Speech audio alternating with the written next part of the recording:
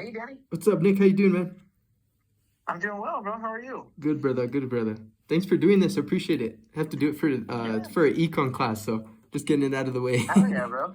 I was like, Are you almost wrapped up over there? no, Are I you got like a year left. okay. I mean, that's almost you put in Yeah, some but time. That's almost done. the downside is I have a year left for the PSI eligibility too. So I'm like, it's kind of an ultimatum, Uh, but like, I don't know, bro. Maybe both of them, but yeah, bro. Honestly, it's not undoable, bro. I didn't really do anything with it for like a year and a half after that, but it's Shoot, definitely and okay. Cool. the I didn't get a chance to look at them, so I'm gonna kind of wing it. If that's cool. Yeah, definitely. We'll wing it. So the first question is the name of the business for you. So what business you work for or manage? Yeah. So I began doing my real estate business. So I have my own real estate sales business. Essentially, it's called Living Easy Real Estate. Cool, cool. Okay. And I always support the field of real estate just like you. So that's why we frequently support it. That's the second portion of the question. And then the second question is what product or service does the business provide? I mean, it's pretty self-explanatory, but how do you explain that? Yeah, essentially, I provide like real estate solutions for individuals or companies.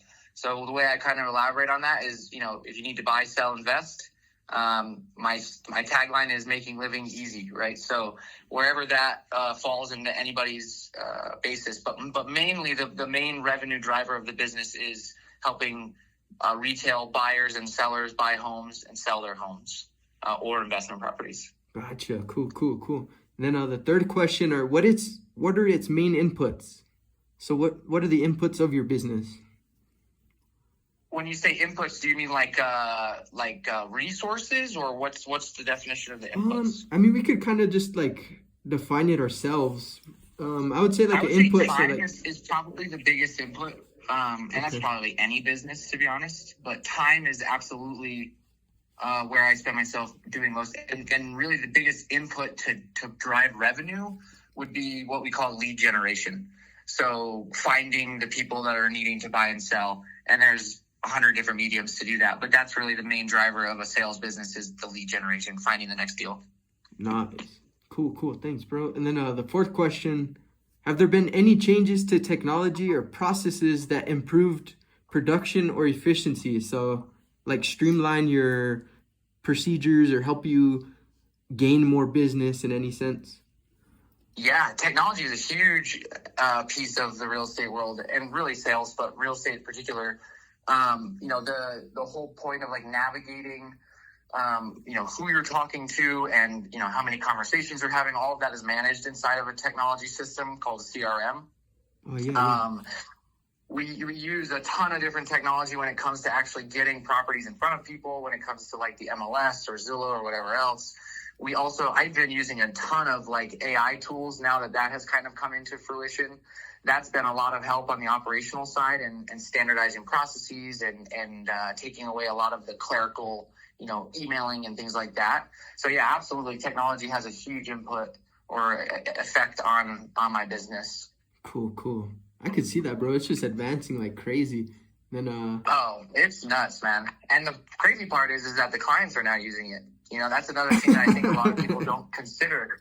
It's like when I sit in front of a buyer, 2 or 3 years ago, I used to sit in front of a buyer and they would, take everything I'm saying as gold. Not to say that they should, but the reality is that that's what it was, right? Like I'm the correct. professional and the expert.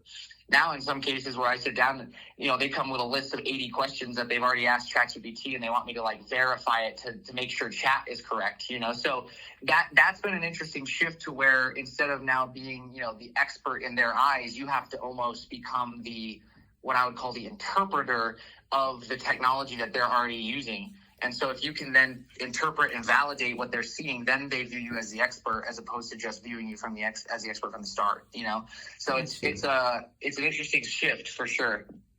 Gotcha. All right, bro. And then to the next question, the fifth question, what are the business's main costs?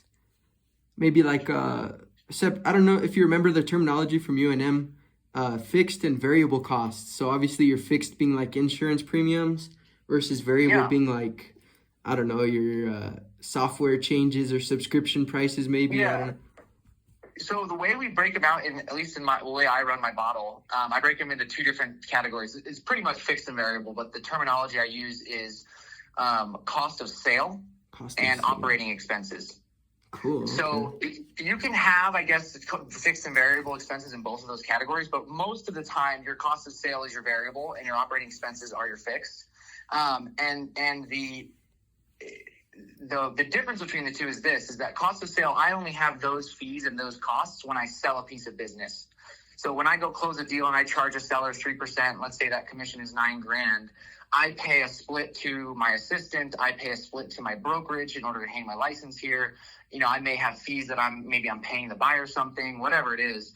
But those are all things that happen when I actually transact a piece of business. That's a cost of sale. So those for me are almost, I guess those would technically be more of my fixed costs because those are things that I really don't have any control over most of the time. Like I have to pay my brokerage, I have to pay my assistant. So those are all like kind of the fixed in that regard. The operating expenses is everything else that I pay for that's a regulated or regular fee, right? And it could be fixed or variable, but the reality is most of the time, almost all of my operating expenses are kind of variable because I don't necessarily have to pay them, but I do pay them because they help me run the business. So that's how I break it up in my model. But some of the specifics, do you want like detailed specifics of what those could be in the operating expenses? Yeah, just maybe just like one example of like a fixed and one of a variable, like directly, maybe overhead or something of that sort. Yeah, fixed would be like my dues that we pay every year. For the commission? The board.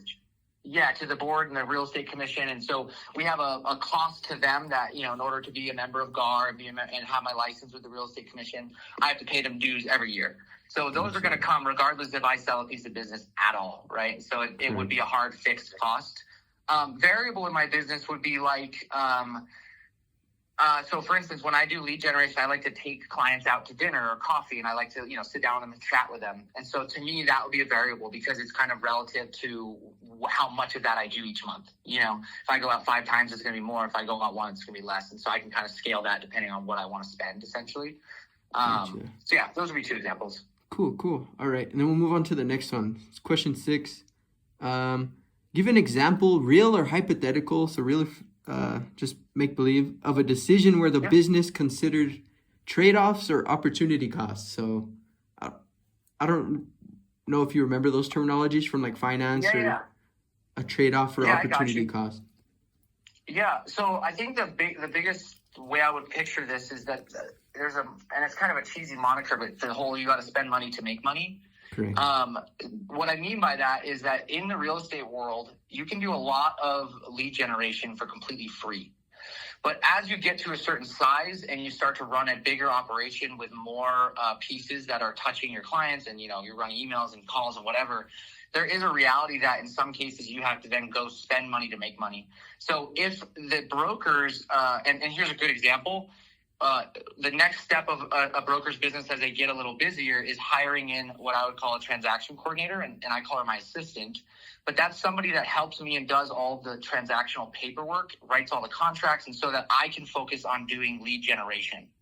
So when an agent essentially sits down and looks at their business and says, I'm going to take time to do all the transactional stuff, their opportunity cost is the fact that they're taking away their own time to go build more business and drive revenue because they're not doing as much lead generation because they're getting bogged down with the transactional paperwork and all of that. So a real big aha for most agents is when they get to a certain number of deals each year, probably around 10-ish, it's advantageous for them to go and hire a TC and pay her a split on the deal, a small fee, because the cost, it's not visible, but the cost of not doing that is that you're not going to be able to grow the business another 20, 30 units because you're going to be so bogged down in paperwork that you're only going to be able to ever do 10 units at a time because then your hair's on fire. So that would be, and to me, like the trade-off situation is if you make the decision to hire the TC, you then have to go do more lead generation, which will grow the business. If you don't make that decision, your opportunity cost is that lost growth, essentially.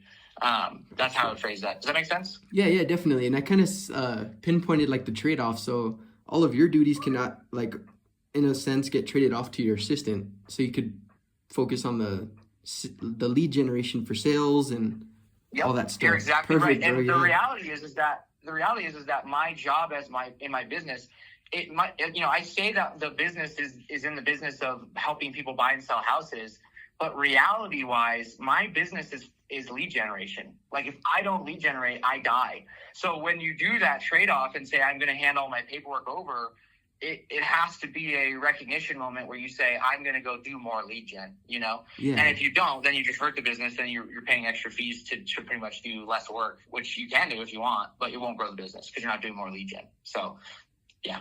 Correct. That's crazy. That's cool, man. It's cool to. I'm glad I picked the real estate because that's the field I'm interested in something too. You're interested in, right? Yeah, definitely.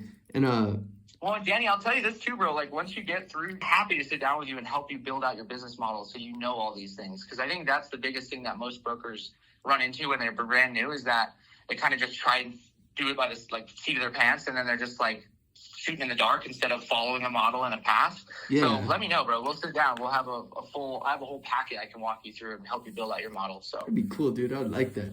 And then we'll move on to number 7 real quick. Do you have a specific measure of your business's productivity or success? And what is it? Yeah, I would say two measures for me. One of them is called GCI, which is called gross commission income. And that's effectively all the gross income that I've made from all the deals that I've done and what I've charged for that. So a purely simple example is if I sell a $300,000 home and I'm charging them 3% to do that, $9,000 would be my gross commission income.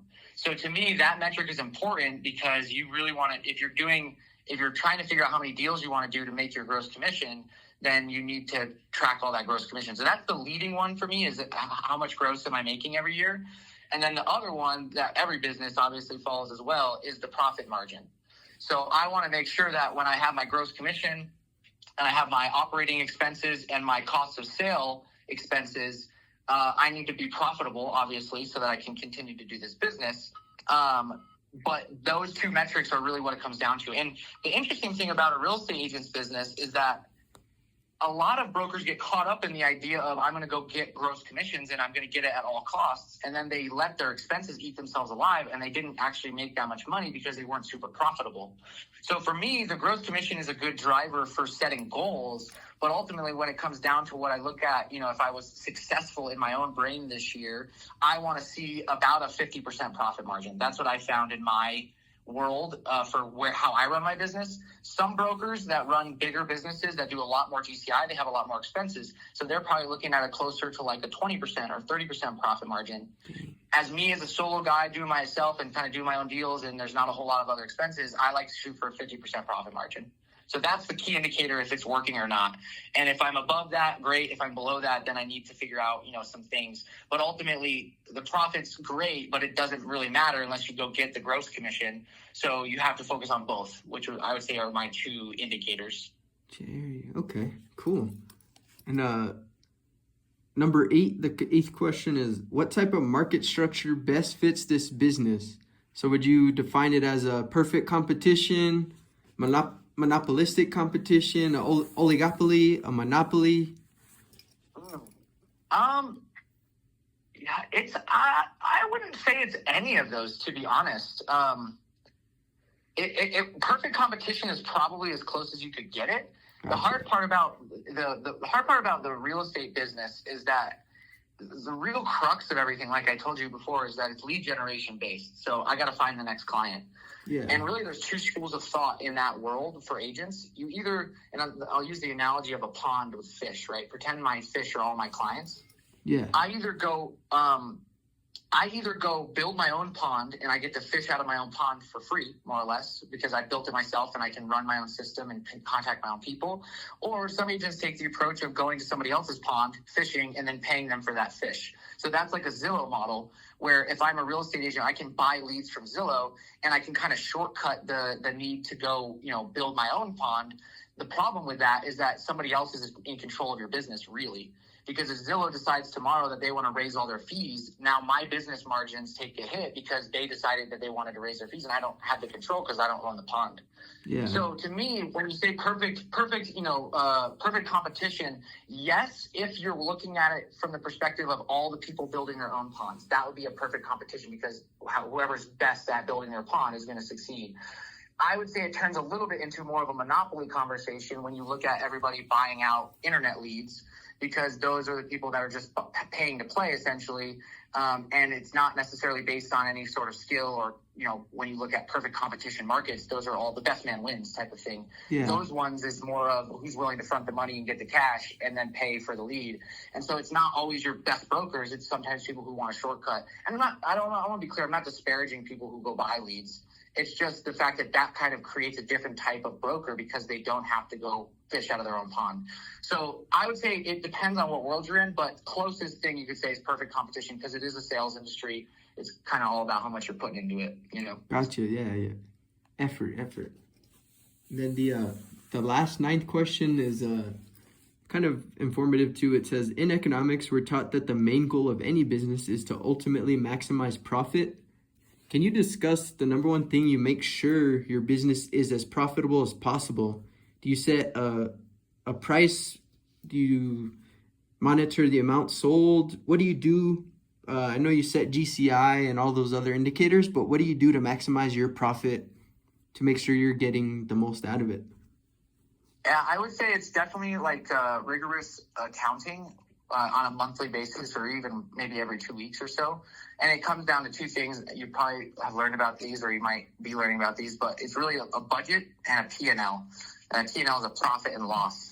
A budget helps me set goals for what I want to spend throughout the year. So I make a budget at the beginning of the year and say, in each of these categories of my expenses, I expect to spend this much based on my previous years of what I've been doing.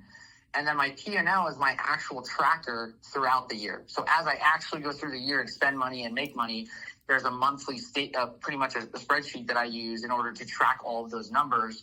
And that helps me kind of like, it helps me make sure that I'm sticking to the budget. It's kind of, I use the analogy of a plane and a pilot. Mm-hmm. When a pilot gets in the air and they are piloting a plane, they get it up to altitude and they click on autopilot, right? And then it's going to take them to their destination. Well, throughout the flight, the pilot doesn't just leave autopilot on and hope he gets to the right spot. All the way through the flight, he's clicking autopilot off, checking in on things, making sure that the course is still set the correct way, and then flicking it back on.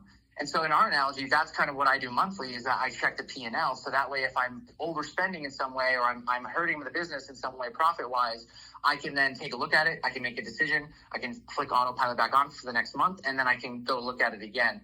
And so that's the whole point is that if a pilot were to do the autopilot thing where he just leaves it on, if you are even a degree off from where you thought you were shooting towards your destination, if you leave it on the whole time and you fly for 8 hours, you're going to be in an entirely different country. And that's the same with your business. If you don't check in on your numbers and track those numbers, when you look up at the end of the year, you're going to say, where the hell did all the profit go? And that's because you're in an entirely different area from where you wanted to be based on your goals, but you got to check in. I would say those two things, the budget and the P&L, are the fundamental thing to ensure profit.